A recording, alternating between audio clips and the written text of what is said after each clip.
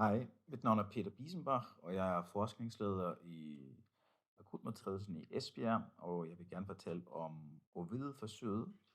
OVID står for oral versus intravenøs væske, og det er et multicenter feasibility trial, som gennemføres på Esbjerg, Aabenraa og baggrunden er, at vi har en del data fra intensivafdelingen, men også fra projekter her i Esbjerg, at peroral væske er mere effektivt, når det kommer til blodtryk, end intravenøs væske.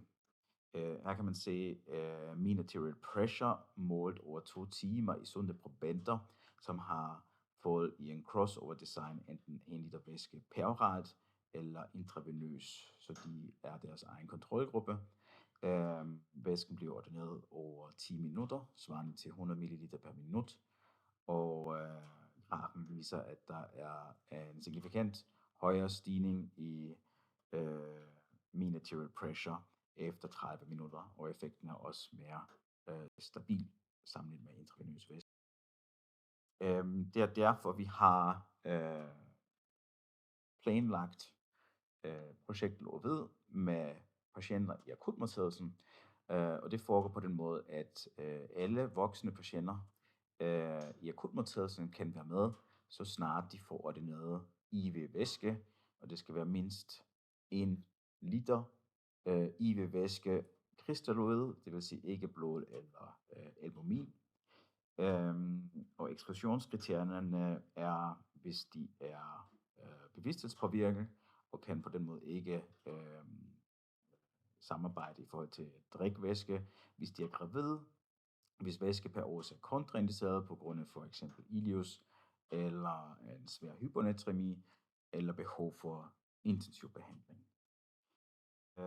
Intervention er, når de er randomiseret, at de enten randomiseres til peroral væske, det vil sige alt væske, der bliver lægeordineret, er peroral, eller i kontrolgruppen, at alt væske, der ordineres, gives intravenøst.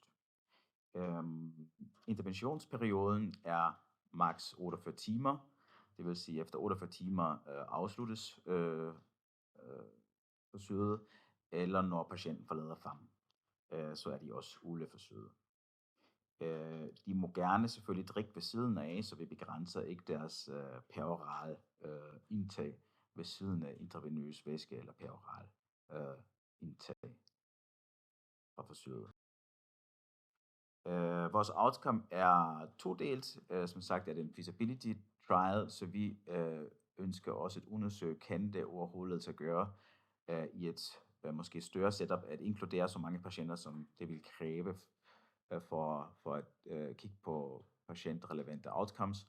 Og så har vi også en clinical outcome, som hedder andelen af patienter, som får den ordinerede mængde væske.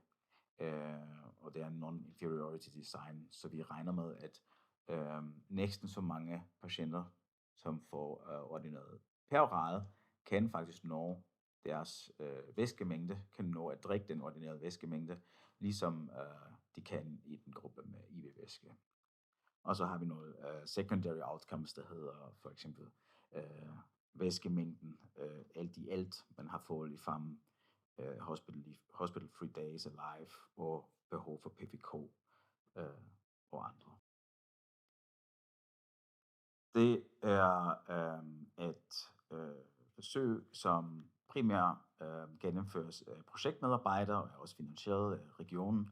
Det vil sige screening og samtykkeindhentning foregår via projektmedarbejdere, så der er ganske lidt arbejde for den enkelte læge, som er involveret i en inklusion.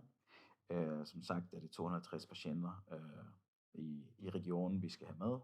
Det er ikke lægemiddelforsøg, så der er ikke noget GCP-enhed, der er involveret. Man kan godt få væske i ambulancen eller i FAM, inden man bliver inkluderet. Det gør ikke noget.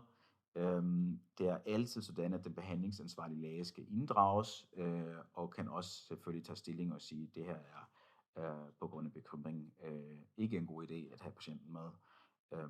Men vi har ikke defineret specifikke diagnoser, der ekskluderer patienten. i forhold til deltagelse. Og blod og albumin, de må selvfølgelig også gerne gives. De er jo ikke en del af krystalloid væskebehandling. Og nu har vi en lille eksempel. For eksempel en 85-årig dame kommer ind med gastroenterit, fordi hun er dehydreret, og hun har allerede fået i ambulancen måske 600 ml væske. Og lægen herinde i akutmodtagelsen ordinerer 2 liter væske over de næste 24 timer. Vores projektmedarbejdere screener så alle patienter, der kommer ind, og finder dem, som opfylder inklusionskriterierne, og siger, jamen, kunne det være måske en god idé?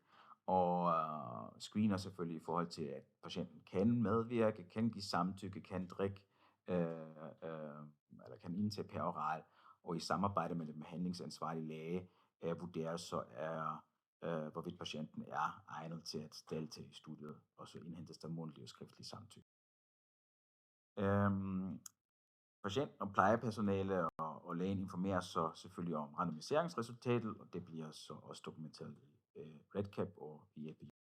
Og bagefter nudger vi plejepersonalet, og at de holder øje med patientens væskeindtag, og måler værdier regelmæssigt i forhold til at give tilbagemelding, hvis den ordination ikke fungerer, hvis patienten ikke kan følge med den ordinerede væskemængde per oral, for eksempel. Hvis der er spørgsmål, så er vi altid glade for at drøfte projekterne her i forskningsenheden. Det er Madeline og Christina, der er tilknyttet projektet her i forskningsenheden, og jeg kan også kontaktes enten via telefon på 53 86 19 85 eller via min e-mail. Mange tak.